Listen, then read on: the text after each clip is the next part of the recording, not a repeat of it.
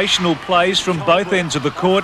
Perth held out the Bullets to win by 13, squaring the semi-final series at 1 game apiece. Off target, outlet pass down the other end. Blahoff off the glass, gets it to go. Dates at a premium this afternoon, and we've got a steal. Well done, Colbert. Got the ball away from Fisher. Colbert looking to take it all the way and gets the roll. Can't shake off Shane Hill. Low post is Crawford. The fate one way, then the other, makes some space. Here's Fisher on the break. The dish, Blahoff baseline. Good move, the Wildcats. Interesting, Michael, to see if Hurley will send the ball to Crawford against Moore inside the paint and whether Bruce Palmer changes the matchup. None from 4 now. Here's a 3 from Hill. Didn't miss by much. Catalini stripped of the ball by Frolling, who comes up with it, needs support. Watterson dives on it. Big scrap from players from both sides, and the refs for a while let it play. Well, give them a whistle, otherwise this is what happens. I mean, I know the officials this year have been allowing a lot more scrapping, but whenever that sort of contact is allowed to go for that long, inevitably the momentum of people diving is going to cause problems. Catalini at the elbow.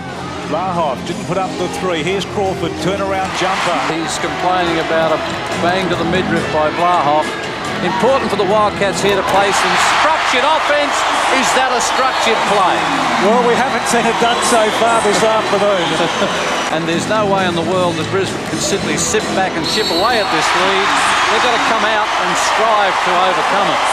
Crawford to 21 now. A 22-point lead, 84-62. We're counting down now. Carroll wants a 3 and gets it. Well, the youngster enjoyed that. It's been a lean season for Chris Carroll. He's second in the NBL. He loved that 3. Down to 2 seconds now. Perth just can't get it to go. The Perth Wildcats are through to the 1993 NBL Grand Final, where they'll meet the Melbourne Tigers. They've won the deciding game in the semi-final series against the Brisbane Bullets, winning in handsome style in the end, 119-80.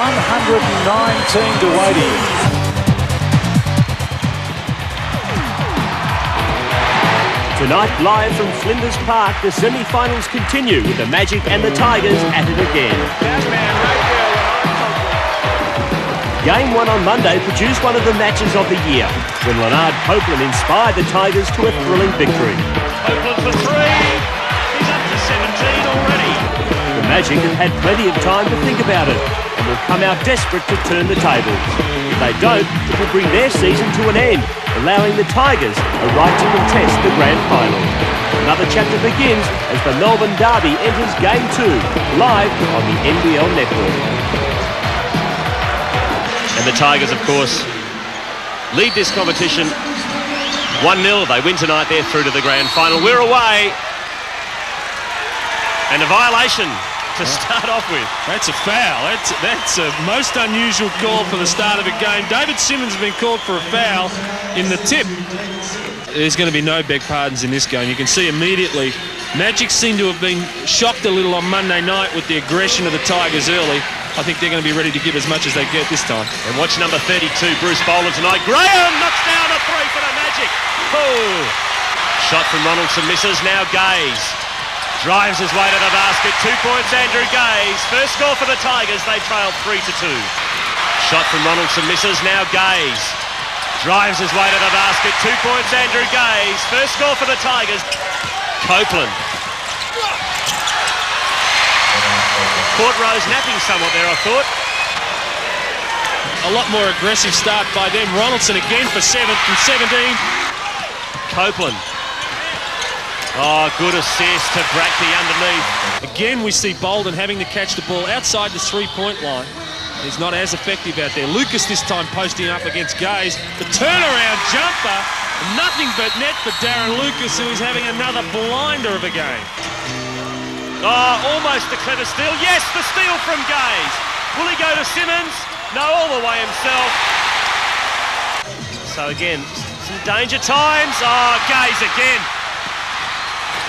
He's individually turned this game around in the last 2 minutes.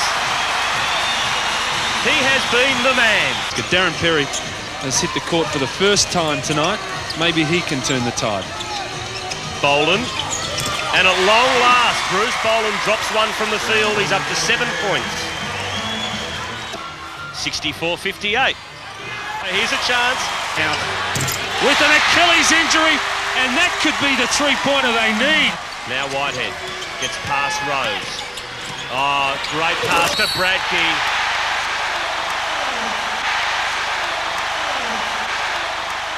And the Magic are finished for season 93. 68-79. Graham. Rebound to Tenner. Walter to Copeland. Dunk time. The Tigers are through to the grand final. The guys carried us through. It's beautiful, you know, that they could lift to the next level, and everyone took care of it, and it was just a fantastic result. And for a team that can't play defense and hasn't got a point guard, we're not doing too bad. At this stage of the year, I wouldn't care if I had 1 point or 50 points. It doesn't really matter. All that matters is the win, and we were able to pull through and get that. And the big fella, what a game! You know, I've been playing with him for 7 or 8 years, but in my book, maybe it's because it's with the Tigers, but that was his best for sure. You know, he's almost 7 feet and he takes up so much space in there, and he's just a presence inside. He sets such a big target, you know, you can't not but throw it in there. Butch Hayes, a crucial free throw. They lead by 1. Makes the shot. Lightning pass. Johnson has a chance to tie up the ball game. Maley. Gaze is the man they'll be looking for. He has the ball. And long outlet pass to Keogh. The behind-the-back dribble. Who will make the three-point attempt? It's Bruce Boland. He makes the shot. Sensational stuff. We have a tie. What a finish.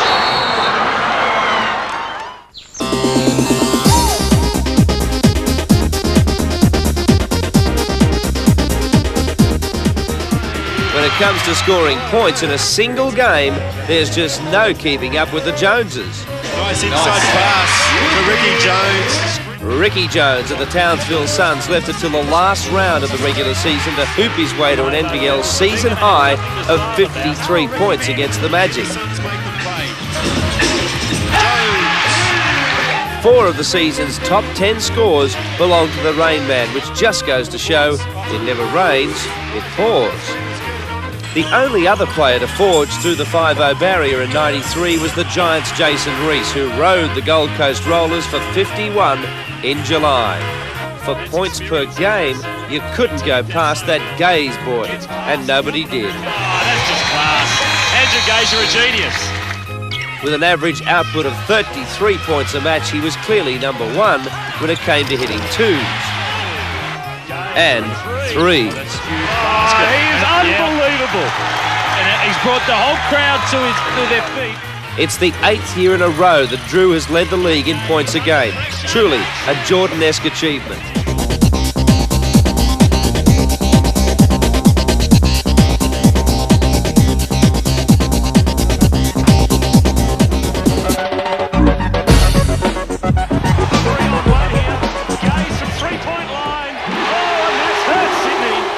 Andrew Gaze is just a scoring machine, and he comes out and plays every minute on the court hard. Great pass to Gaze.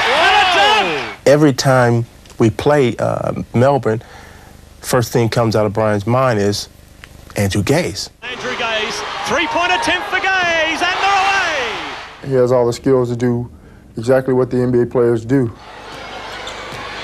A little bit of shake and bake time for Andrew Gaze, showing some skills. Sensational move. Have a look at that one. I don't think you can actually stop Andrew Gaze, no matter whether you take him out in the first couple of minutes or what. He'll be sitting on the bench, he'll still be scoring.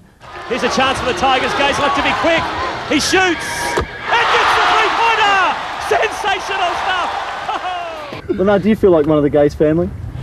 Are you kidding? No, they're a very nice family. You know, that's one of the reasons I came back this year. I mean, because of the family-oriented, team, and everybody's close, and that helps a lot. I mean, because when you're on the road and you're away from home, you miss your family. Gaze alley-oop to Copeland! Gaze 2-on-1 here. Will he give it to Copeland? He does. And Copeland again! Oh! Just watch this shot, all right? Oh, miss. Beautiful. That's a shot and a half. Oh, what a shot! The thing that I get the biggest kick out of is that when people look back and say that attribute a lot of the success of the sport in general to your performance and your contribution to the sport. You know, obviously I haven't done that by myself, and I don't hold any imagination that it's purely and simply all my doing. But just to be a part of that and to have contributed to that is perhaps one of the highest praise that someone could give to me. That's what we got here, inspiration. Oh my God. I'm dunking it now, all right? Jeez. Gaze for three. Oh, that's a huge basket. He is unbelievable.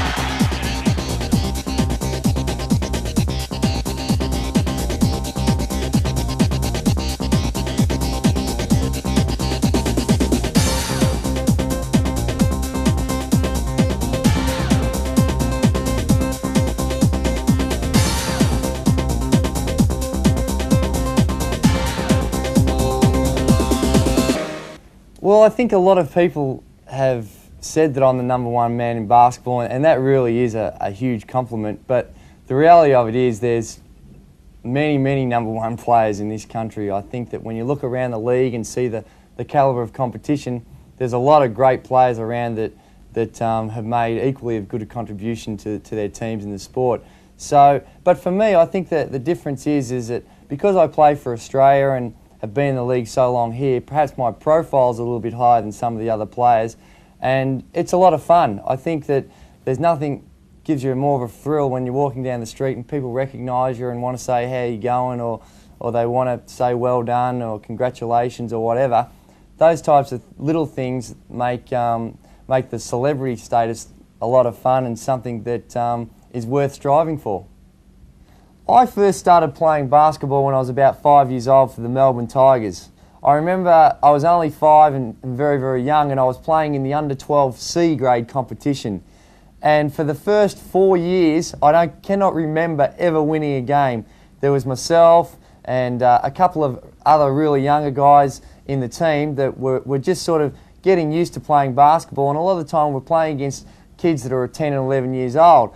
But I remember when we turned about 10 and we moved up to the A grade competition, we started to win some games, and you know, from then on I can't really remember losing too many games throughout our junior careers. We had a very strong junior team with guys like myself, Nigel Purchase, Ray Gordon. We all come up through the junior system together, and all of us went on to make it into the NBL competition. So you can see that we had a really strong team. But you know, I still have fond memories of those days when we were running around as little tackers trying to shoot it, and the thrill you got from scoring points when you were so young. So a lot of fond memories there, but it definitely was a long time ago. I think that it's important at a very young age to try and be taught the correct technique and the correct fundamentals, because as you go on, things will become a lot easier because you are doing things the right way. Also, off the court, there's a lot of things that you have to consider as well. I think that you really have to be conscious of your diet and keeping in shape and looking after yourself physically. Basketball is a very physically demanding game, and if you think you can smoke and drink and eat the wrong foods and all those types of things and become a good basketballer, then you're thinking the wrong things, because it's impossible, and it is very stupid to be doing those things and damaging your body like that. So I think that you really, in general, you really have to take care of your body and also try and practice as much as you can. But perhaps the most important thing of them all is that you have to have fun. If you're not having fun playing basketball, then you're not going to be able to achieve any success. All the players in the NBL and who have reached this level have got here because they love the sport and have fun playing it. So I think in general, try and take care of yourself, practice hard and have a lot of fun. During the season, you're pretty much involved in basketball practically every day. The only day that you don't practice basketball is the day after a game. Generally after a game is a rest day, so that's the only day you'll have totally away from the sport.